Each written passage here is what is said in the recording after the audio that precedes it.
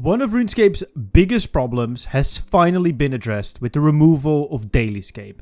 After years of doing chores every single time you logged in and having to be at the hourly cash wilderness flash event appointment, you can now play the game at your own pace, without the pressure of missing out on powerful rewards that refresh every single day upon server reset.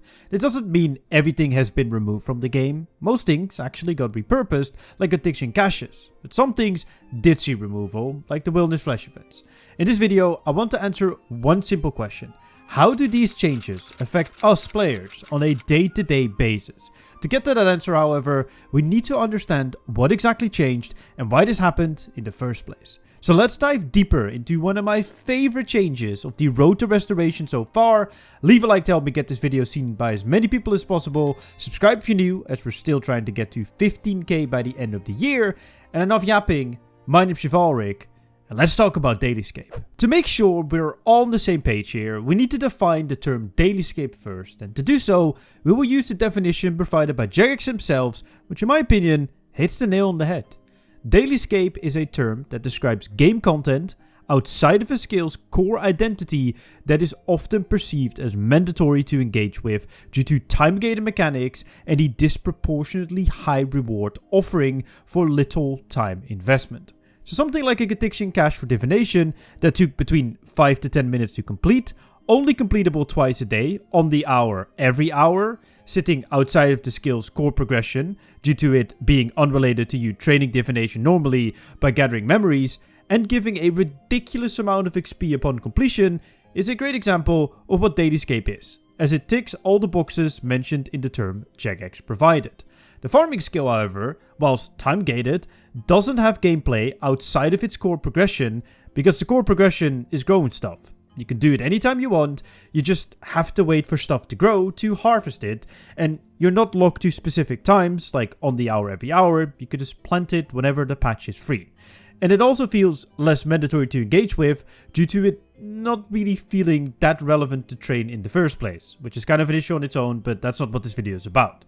Unless you're an Ironman, of course, and need supplies from player-owned farms, but on a main, besides some quest unlocks, there isn't much reason to do so. It also gives a balanced reward for the time you invest into it, like XP and farming related supply output like herbs, fruits, etc. So what is the issue with DailyScape activities? Because at face value, they seem like nice little side activities to get a little bit more experience alongside the core progression of training a skill. You just train Divination normally, and whenever you feel like it, you jump in a cache. Well, that is what it looks like on the surface, and it's actually how it works now, but we will get into that, don't worry. But in reality, these DailyScape activities have a bit of a darker underlying purpose than fun side activities. They are created to boost retention rates and retention rates alone. First of all, what is a retention rate?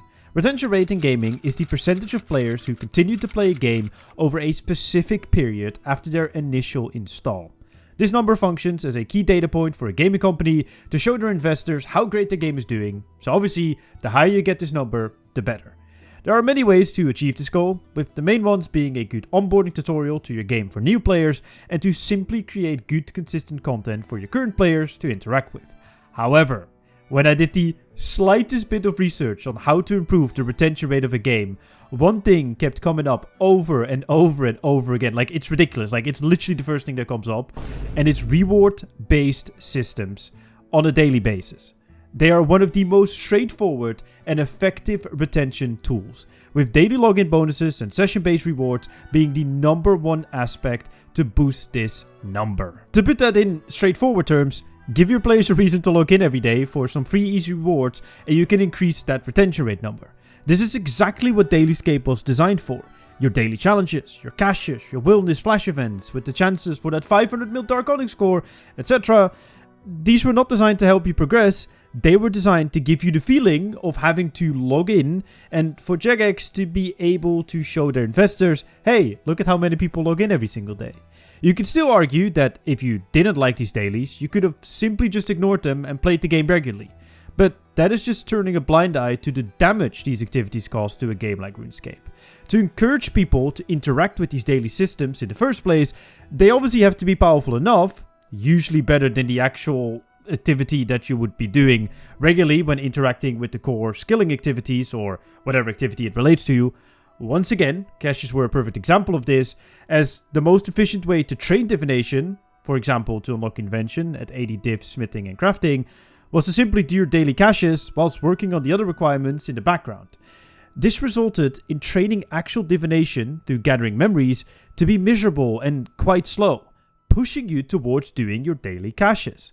This obviously didn't apply to just divination, but everything that fell under the DailyScape moniker, and that is why it baffled me so much that they kept daily challenges around, as this ticks every single box of DailyScape. But I already made an entire video on it, which I will leave at the end of the video, so I won't go into too much depth right now. The reason I'm explaining all of this is that I think it's important to understand that these systems weren't there to aid us players with fun side activities, but that they were there for Jagex to boost their numbers, to show their investors that it looked like they were doing a good job with keeping players logging in to play the game, and hopefully spend money on it whilst they're logged in, because if you're not logged in, you can't spend money. The way they should be aiding us players is by creating good and enjoyable content for us to interact with whenever we want to interact with it, which is exactly what these changes to daily seem to do. Well, most of them. So let's go over them and see what it means for us. I mentioned them a few times already, but addiction caches have actually been addressed with this update. They no longer appear on the hour, every hour, for you to complete twice a day. Instead, once you hit level 35, they will be permanently available once you deposited 800 memories into the rift. You can even check your progress by right-clicking the rift, which I found a very nice, neat little feature. When you've deposited the memories, the cache opens up and you can jump in at any time. To complete the activity as normal, and once you have 100 points, you can teleport out and go back to depositing 800 memories again to reopen it with no limit to it and just repeat the cycle. Don't worry about missing it though. Once it is open, it will remain open till you interact with it, and when you are inside, there's no longer a time limit on getting your 100 points. They also changed the activity ever so slightly to account for you being in there alone most of the times by adding the ability to collect memories and weave them into unstable memory devices to distract the automaton robots. This change effectively made caches into what we thought it should have been from the start, a good little distraction whilst training divination that gives a neat boost in experience every so often without the silly time-gated requirements. Regarding XP however, there wasn't anything in the blog suggesting it was changed, so by the looks of it, the table on screen outlining how much XP you get per point per level still remains. So caches are really good for divination and absolutely worth your time doing whilst you're training. Another big change has been made to Soul Reaper task, or effectively boss slayer, which it literally is now. There used to be a daily where you go to dev, get a Soul Reaper task for a boss and get Reaper points as a reward to buy Hydrixes to make the best jewelry in game. This has been changed, so you're now able to infinitely get Reaper task with a Reaper point limit of 300 points a week, and receiving Slayer points alongside your Reaper points even after hitting the cap. So once you got your 300 Reaper point limit, you still will be receiving Slayer points when completing Reaper tasks. And experience, of course. There's also been a rebalance to the task length, the amount of Reaper points you receive per task, and experience. Jagex doesn't specify what these changes are, however, but the only thing I've been seeing a lot of on socials, and I fully agree with, for once, is that these changes overall make Reaper task a lot more inaccessible for lower level and lesser skilled players, and I think that's an issue. This is because it now requires Slayer points to skip a Reaper task, which are not very abundant in the early to mid game. Many low to mid players / skilled players get Reaper tasks that they can't really do, nor can they skip it now. Before these changes, you used to be able to have one free skip a day, and every subsequent skip after that would halve the XP / Reaper point output of the task. I personally think they should bring this back in some way, shape or form, or at least have a better balancing regarding tasks for lower level / lesser skilled players.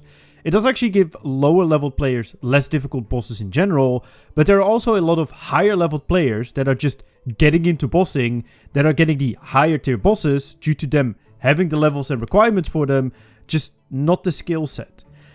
Maybe dev could have an easy mode toggle, allowing you to only get the lower tier bosses, obviously with the lower tier rewards, so that people can still work towards their Reaper unlocks, but in a lot slower manner. Just not a daily free skip, because then you're pretty much bringing it back to a daily again. There needs to be something done about it, but just something that doesn't make it a daily again. Another big change has been made with the removal of the traveling merchant. This randomly spawning NPC used to sell all sorts of content, skipping items like livid plants, giving livid farm points, unstable air runes, giving RuneScape points, etc. With its removal comes some rebalancing to the activities these items allowed you to skip, as Jagex recognized that the reason people bought these items was because the activities themselves just really sucked. RuneScape has been buffed and its points output has been doubled. But what I've been seeing online, a lot of people still find it quite slow, but that is without the change coming with the auras when they're removed, as siphoning at RuneScape will be getting another buff of 15% output overall, so we kind of have to wait and see where it sits at after that, but I would love for Jagex to keep an eye on it, because RuneScape will always remain very boring and very slow and grindy. Another big one is Livid Farm, an activity that is very boring to many people, but holds many powerful rewards, mainly the Disruption Shield spell. A spell that can reduce all incoming damage by 100%, which is obviously super powerful, and now takes 70% less points to get. It used to take 16 to 20 hours on average, and it now takes 5 to 6 hours. So that's a massive improvement across the board and makes this activity a lot more bearable to do. The Traveling Merchant also used to be the best way to get the Uncharted Isle maps for the Ark, and these are now easier to obtain by fishing at the Deep Sea Fishing Hub. Once again, Jagex doesn't give any rates here, just the quote of significant increase. So who knows how easy they are to obtain now, and I would generally love for Jagex to just give some rates. Like, I understand that they don't want to give out the rate for the Red Owl map, which they actually mentioned in the blog post themselves, but the green ones, so the regular ones, it would be really nice if they just say, oh yeah, it's now a 1 in a 200 drop chance to obtain, or 500, or whatever it might be. Please, that would be lovely. Before we go back to some good changes, let's have a bit of a comedic break, shall we? The merchant was also used by people to get sacred clay, to get stealing creation reward points, to buy their fletching and crafting skilling outfits. Jagex recognizes that, sadly, stealing creation is dead content and moved it to the Thaler shop, which is the overarching minigame shop, as with every minigame in RuneScape, you receive Thaler. So, they moved it from one dead piece of content to another, as no one really plays any minigames really in RuneScape, at least not consistent enough to get these outfits, and that is not even mentioning that it takes even longer now to earn these outfits, as Thaler rates are very low compared to if you were able to actually play stealing creations.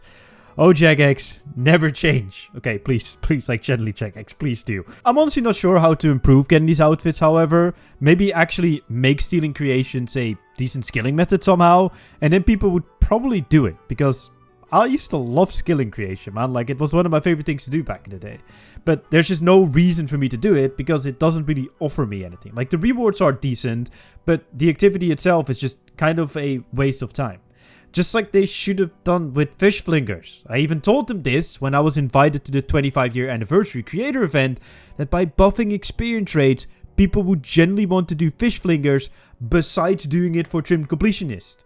Instead, they just removed the daily ticket system from it and added no XP changes. One day we will see justice for fish flingers, because it's genuinely fun, but the same problem that Stealing Creation has, there's no point in doing it because it doesn't really give anything as a reward in experience or output.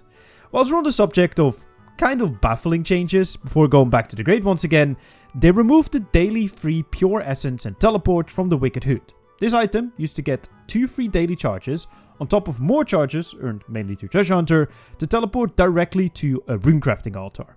You will still be able to use the charges you stacked up, you just won't be getting new ones. Whilst that isn't really a baffling change on its own, I even think it's great that the Wicked Hood still is your talisman holder, teleporting you to the runecrafting guild. The replacement for the teleports, however, kind of are. Teleport tablets directly to altars have been in the game since 2008 and have been purchasable from the RuneScape point store since 2008, which with these changes to the point output are now easier to obtain. But it just feels a bit, I don't know, convoluted. Why not allow us to buy charges for the Wicked Hood instead and removing all those teleport tablets? They all cost 2000 points, so it's not even a thing about balancing. This change kind of makes things a bit more convoluted in my opinion. Instead of having these in one place, you now have various different teleport tablets cluttering up your bank. Oh well. What isn't baffling, however, is the removal of Fistwax. This used to be your means of resetting and extending auras, which are being removed late this year, and also were used to add quick teleports to your Lodestone home teleport to speed up the time from 10 seconds to just 3. You still will be able to use your existing Fistwax, but can't gain any new ones, and the quick teleports are now obtained by using 5 law runes within the home teleport menu. Get ready for a bit of an elitist stake here. Maybe, but I think they should have gotten rid of quick teleports altogether, but kept the Lodestone system as slow home teleports. Whilst I think it's great that it helps people traverse the world, it also makes almost all other teleports obsolete and irrelevant. Why would you get teleport runes to go to Varric Square when you can just use the Lodestone? I think having them be a slow alternative adds some more variety in teleports and gives you more options to unlock useful items that get you places instead of just lodestoning everywhere, because it's basically free. Shop stocks also saw some changes, as it was very important to do these daily, especially for Iron Man, to get runes and all sorts of other useful items. They now stock up daily stock over a week, so you don't have to do it every single day, but every week instead. So if a shop sells 1000 runes every day, if you go buy them in a week's time, they will sell you 7000 runes, resetting back to the daily amount the next day and stacking up again for a week's worth of runes. Not sure if this fixes the problem with shop runs, as it feels like kicking the can down the road. Instead of doing it daily, you now do it weekly. But then again, world hopping like old school is also not a solution, so I don't know, what do you think? A quick one for you PVMers here, the weekly lock on raids has been removed. You can now just camp the boss like any other instead of being locked out after 2 kills.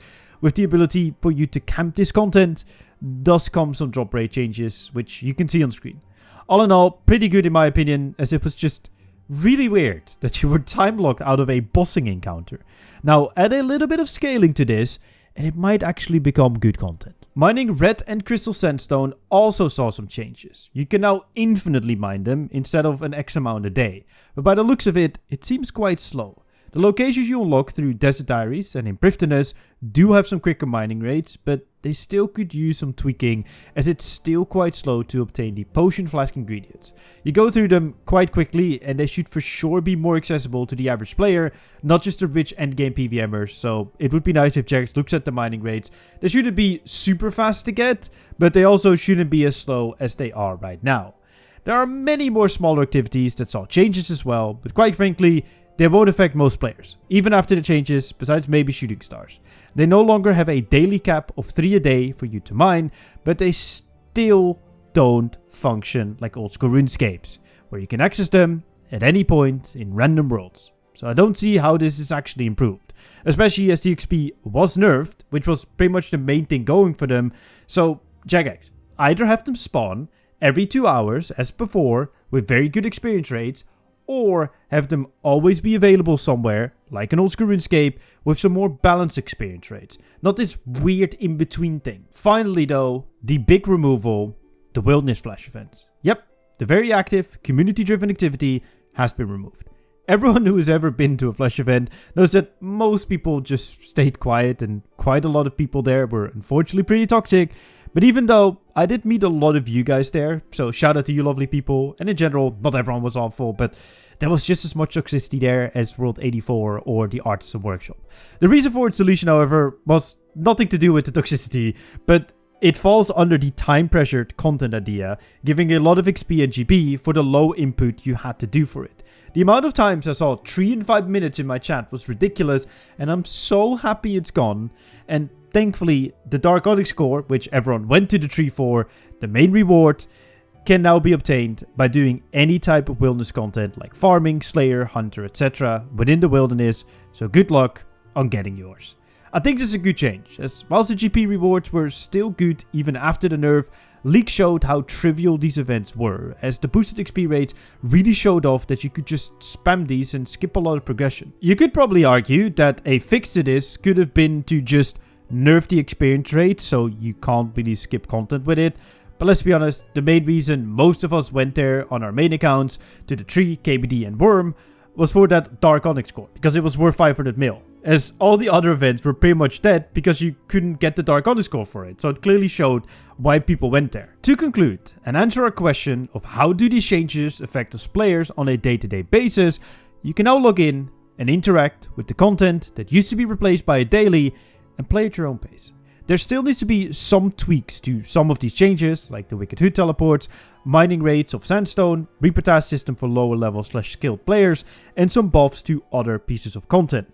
But overall, this change has been great, as it took away that pressure to log in at set times or log in at all, and starting your day off with chores is no longer a thing.